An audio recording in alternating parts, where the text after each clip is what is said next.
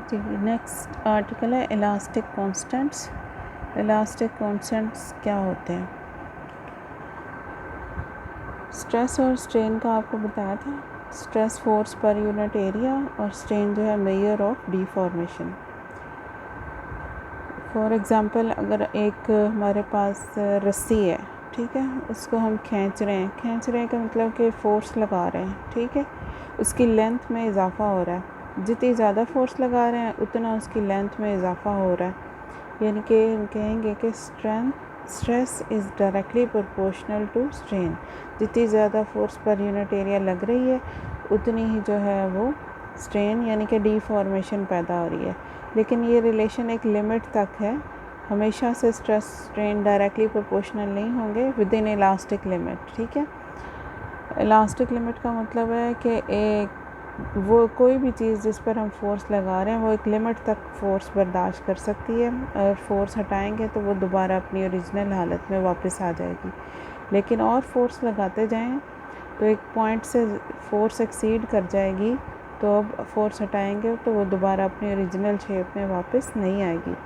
That is called the elastic limit. ये अगले article में हम डिटेल से पढ़ेंगे। सो ये रिलेशन एग्जिस्ट करता है, stress is directly proportional to strain का within the elastic limit.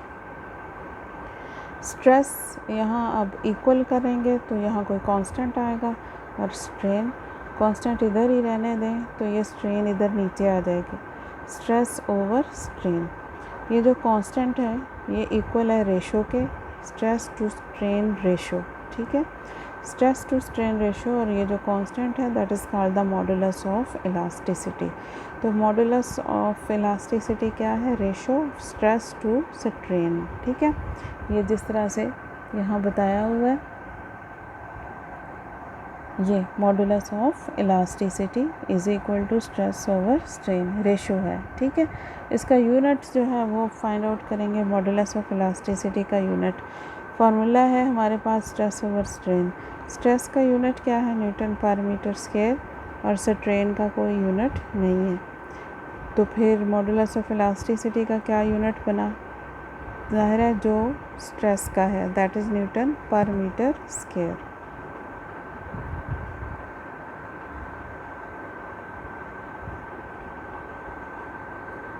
आगे इसकी टाइप्स हैं। मॉडुलस ऑफ इलास्टिसिटी की 3 टाइप्स हैं। 3 इसलिए कि पीछे आपने स्ट्रेस और स्ट्रेन की भी 3 टाइप्स पढ़ी हैं। लेंथ में चेंज लाती है, ठीक है, वॉल्यूम में चेंज आती है या शेप में चेंज आती है। उसी लिहाज से हमने इसकी 3 टाइप्स बताई थी। तो पहली टाइप जो है उसको यंग्स मॉडुलस कहते हैं। यंग्स मॉडुलस क्या है? Ratio of tensile stress to tensile strain, length से रिलेटेड है। स्ट्रेस का फार्मूला हमेशा यही होगा, that is force per unit area.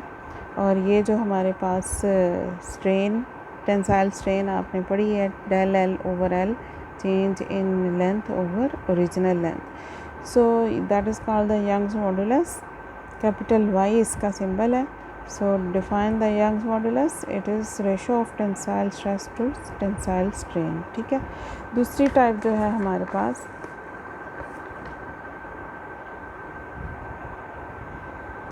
दूसरी type that is the bulk modulus. और बल्क मॉडुलस क्या है? वॉल्यूमेट्रिक स्ट्रेस की रेशो है वॉल्यूमेट्रिक स्ट्रेन के साथ। वॉल्यूमेट्रिक स्ट्रेस का formula same, F per unit area, force per unit area, और volumetric strain change in volume over original volume, ठीक है। That is the bulk modulus और इसका सिंबल कैपिटल के। इसके बाद थर्ड टाइप जो है वो शेयर मॉडुलस। शेयर मॉडुलस क्या है? शेयर स्ट्रेस की रेशो किसके साथ? शेयर स्ट्रेन के साथ। शेयर स्ट्रेस का formula force per unit area, और शेयर स्ट्रेन जो है, शेयर स्ट्रेन आपने किया था इसको, ये ऊपर ये मैं आपको दिखा रही हूँ। शेयर स्ट्रेन ये हमने निकाली थी del A over A that is equal to tan theta. तो यहाँ डेल ए ओवर ए की बजाय क्या लिखा हुआ है? टेन थीटा, ये। So shear modulus, shear stress to shear strain, F over A over tan theta, और इसका जो सिंबल है दैट इज़ कैपिटल जी। सो हमारे पास 3 मॉडुलस ऑफ इलास्टिसिटी हैं, y, k and g। Young's modulus length से रिलेटेड है, बल्क मॉडुलस वॉल्यूम से रिलेटेड है, और shear modulus that is related to shape. y symbol है इनके, y, k एंड g। ये नेक्स्ट पेज पे एक टेबल दिया हुआ है, that is the elastic constants for some material. ये मटेरियल का नाम है, ये इसका यंग्स मॉडुलस है, ये उसका बल्क, और ये शेयर मॉडुलस की वैल्यूज़ हैं। एलुमिनियम के लिए देखें वैल्यूज़ दी हुई हैं, एलुमिनियम के तीनों मॉडुलस हैं, यानी कि एलुमिनियम पर फोर्स लगाते हैं तो उसकी लेंथ में भी चेंज आती है, उसके वॉल्यूम में भी चेंज आती है, और उसकी शेप में भी चेंज आती है। उसके बाद बोन है, बोन के आप देख रहे हैं 2 मॉडुलस हैं, लेंथ वाला यानी कि यंग्स मॉडुलस और शेप वाला that is the share modulus. इसका बल्क मॉडुलस नहीं है, यानी कि फोर्स लगाने से बोन के वॉल्यूम में कोई चेंज नहीं आती। इसी तरह ब्रेस है, जिनके तीनों मॉडुलस हैं, इट मींस इनके फोर्स लगाने से उनके ऊपर उनकी लेंथ में भी चेंज आती है, उनके वॉल्यूम में भी और उनकी शेप में भी।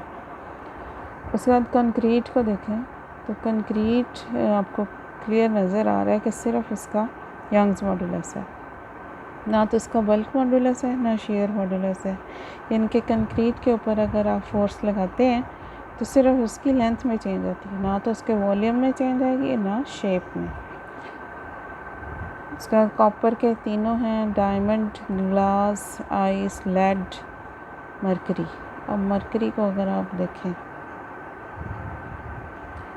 तो मरकरी में यंग्स मॉडुलस नहीं है, 0, शेयर मॉडुलस नहीं है, दैट इज़ आल्सो 0।